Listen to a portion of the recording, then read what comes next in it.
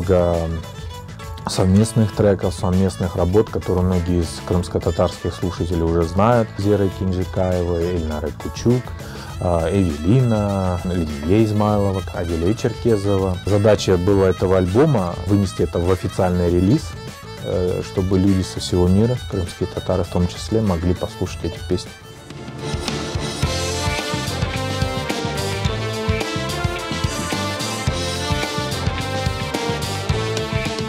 Чтобы, скажем так, оставить эти саундтреки, чтобы они жили дальше, но уже на другой площадке, на другой международной площадке, такой как iTunes Music. И я решил сделать из этих саундтреков альбом Ходой-Деде.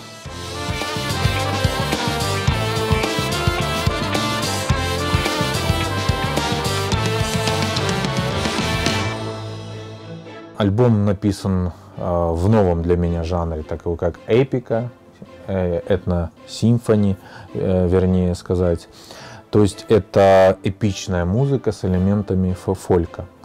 Вот, альбом был стилизирован, и сама музыка была стилизирована в крымско-татарских традициях с оттенками фольклора.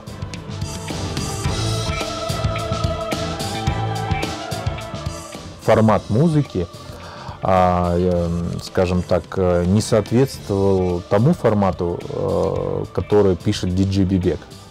То есть поэтому здесь только связано с этим. Ну, пока что диджей Бибек проект существует, он работает, он достаточно востребованный. Диджей Бибек — это бренд, это знак качества. Я к этому шел долгие годы.